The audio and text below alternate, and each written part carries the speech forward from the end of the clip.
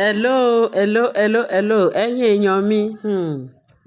Ẹ jọ ẹ pẹ̀lẹ́ ń bẹ̀ yẹn jàre. Ẹ kú ẹ kú gbogbo ẹ kú iṣẹ́ èní, ẹ kú bó ṣe ń lọ.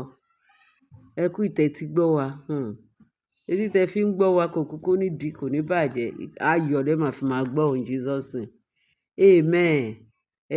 Àwọn kan wà, àwọn ọ̀tá ajé, àwọn abínú ẹni, àwọn tó jẹ́ pé a ti mọ̀ wọ́n, Ọlọ́run ti yàn wọ́n pé ẹni ègbé ni wọ́n.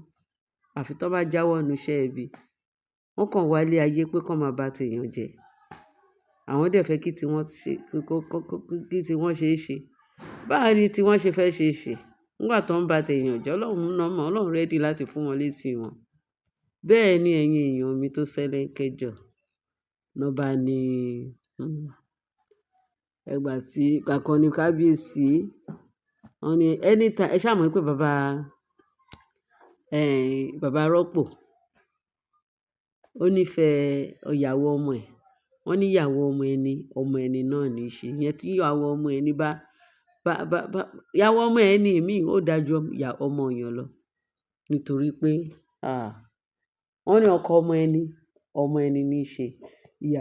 Ìyàwó ọmọ ẹni náà ní í ṣe. Kò dẹ̀ sẹ́ni tí ó rí Queen Naomi tí Queen Naomi ò wùn. Queen Naomi wùn everybody nítorí oníwà tútù bí àdàbà. Bẹ́ẹ̀ ni. Ìgbà kan náà ní Queen Naomi o, bàbá òun ló mọ nǹkan tó wà láàárín, bàbá ló mọ nǹkan tó wà láàárín òun àti Queen Naomi tó fi nífẹ̀ẹ́. Ẹ mọ̀ pé téèyàn bá ti nífẹ̀ẹ́ èèyàn jù, wọ́n máa ní nǹkan kan.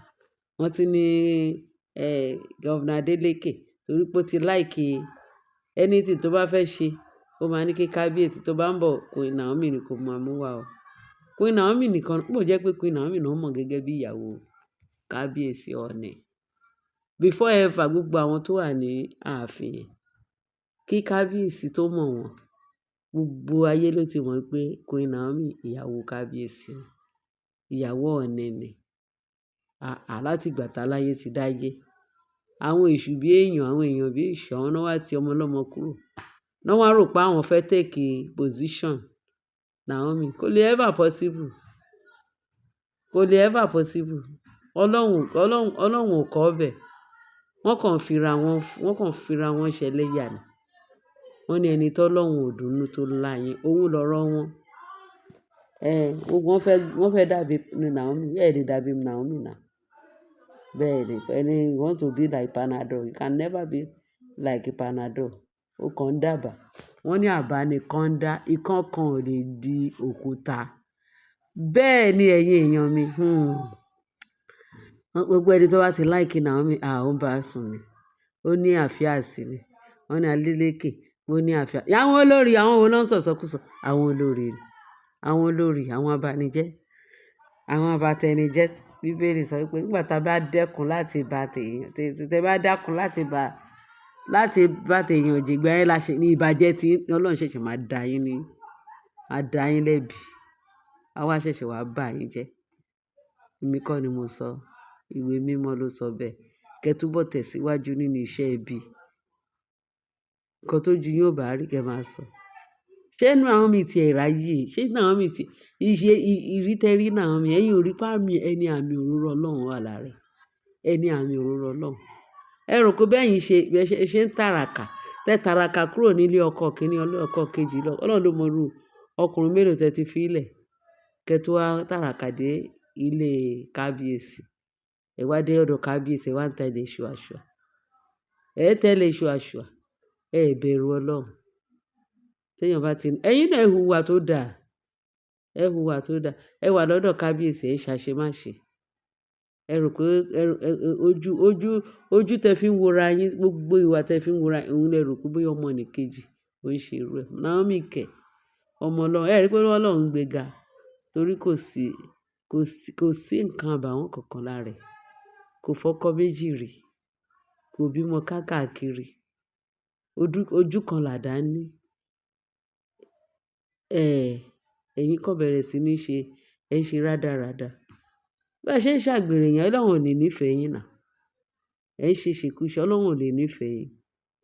ẹ ń ṣe nǹkan ìrírí wà lọ́wọ́ yín, Ọlọ́run ò ní rí ìfẹ́ yín àfi tẹ́ bá jáwọ́. Ẹ jáwọ́ o, kẹ́ni rí kí ti yín lè dá o.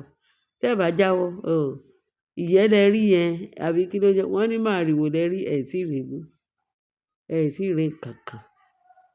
Iwájú iwájú ẹ lè bá Naomi láyé. Iwájú iwájú lọ̀pọ̀ ibi tí Naomi máa lọ. Bẹ́ẹ̀ ni, èèyàn ẹ rò pé ṣeré ni ẹ ti dá kan mọ̀. Kò dìgbà pé wọ́n ṣépè fún yín, ẹ ti ṣépè fúnra yín already. Kò dìgbà pé èèyàn curse yín, ẹ ti curse ara yín already. Ní kí ni? Naomi bá wò. Naomi tó jẹ́ pé ènìyàn ọ̀tọ̀ ni, ẹni àyànfẹ́ Ọlọ́run, ẹni àmì òróró Ọlọ́run, kò lè ever ṣe àṣemáṣe. Gbogbo èèyàn ló ń hùn, gbogbo èèyàn ló ń hùn ní Naomi ń hùn. Bẹ́sẹ̀ kò lè ṣe àṣemáṣe. Ẹ̀mí mò tí ẹ̀ ní gbà láàyè. Ẹ̀mí ò tí ẹ̀ jẹ́ ẹ̀mí àgbèrò sínú life Naomi. Ẹ mọ ìgbà tó ti bẹ̀rẹ̀ iṣẹ́ Olúwa tọ́lọ́run ti yàn fẹ́. Ọlọ́run ti yàn fẹ́, Ọlọ́run ti fún ní ẹ̀bùn yẹn láti òde ọ̀run wá. Àti ṣàṣemáṣe ó máa ní lára. Because Ọlọ́run ò dá bẹ́ẹ̀. Àwọn ẹ̀mí mímọ́ náà ń ṣe ìrànwọ́ fún. Ó ní àwọn áńgẹ́lì tó ń ṣe ìrànwọ́ lọ́wọ́ fún. Ó ní àwọn ọmọ ogun ọ̀run tó ń yí káàkiri. Kò sí gbogbo ẹ̀mí àgbèrò sínú ayé ẹ̀. Ẹ túbọ̀ máa fẹnu yín máa dẹ́ṣẹ̀, kí ẹ máa fẹnu yín máa wà rọ́ọ̀fù.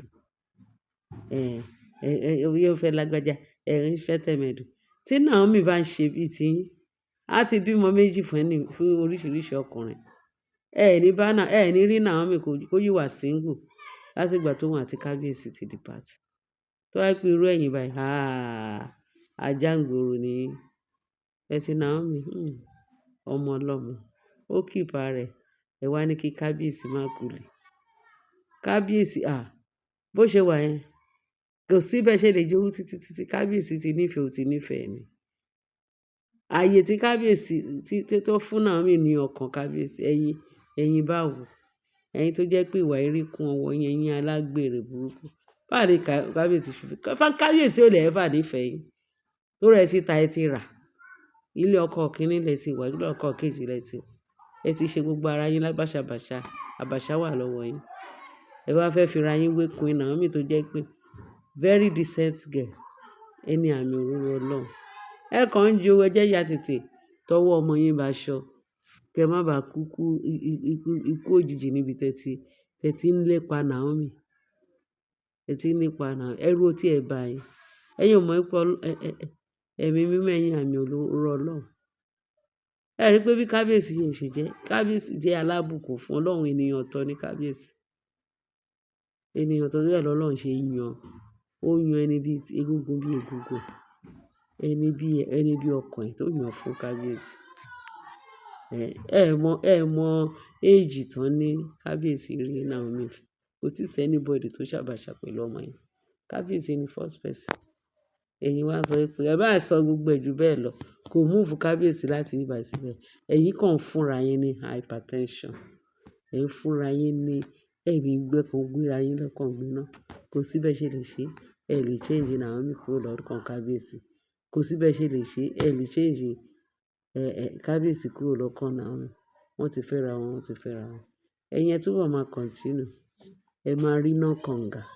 Ẹ rí iná kànga fi kẹ́yà jáwọ́. Tí ó bá jẹ́ bá àwọn ogun ọ̀run ti ṣetán láti ṣí iná lẹ́yìn lórí. Ẹ̀yin oníbàjẹ́, ẹ̀yin ìkà. Ẹ túbọ̀ máa fẹnu ara ẹ. Wọ́n nígbà bá rọ́pọ̀ gbọ́ gbogbo ní ìbárọ́pọ̀ fún wọn. Bá rọ́pọ̀ finish wọn. Ó finish wọn. Wọ́n fọwọ́ bojú ère ìtìjú, wọ́n gbé ère ìtìjú. Bàbá arúpọ̀ ni ọmọ tòun, ìyàwó ọmọ tòun, ẹni bí ìyàwó òun, ẹni bí ọkọ. Kò tí ẹ̀ sí nǹkan tẹ́ lè ṣe, kò sí nǹkan tẹ́ lè sọ. Arúpọ̀ ti mọ̀ pé ẹ̀yin àbàwọ́n wà lọ́wọ́ yín. Wọ́n ti mọ̀ pé ẹni èrí ni yín. Kò sí nǹkan tẹ́ lè mọ̀ ṣe. Ẹ ti fa àbùkù kanra yín. Ẹ̀yin èèyàn mi jàre, kò ń dùn kó pọ̀, ṣókí lọ́bẹ̀ oge. Ká má fi torí àwùjáre kí tọ̀tàn lẹ́nu. Ẹ kúkú ti mọ̀ meaning nǹkan ta. Ẹ ti mọ̀ ẹ̀yin olóye, ẹ̀yin onímọ̀ jùlọ, ẹ̀yin èèyàn pàtàkì, ẹ̀yin tó jẹ́ pé olóye jùlọ. Ẹ mọ̀ gbogbo nǹkan tá mean, ẹ dẹ̀ mọ̀ nǹkan tí à ń sọ. wọ́n sọ̀sọkúsọ sí Naomi. Naomi ọmọ rẹ̀ bí iyán. Ẹ ṣí jàre, ẹ̀yin olólùfẹ́ Naomi, àbọ̀ Ọlọ́run á dájú lórí yín.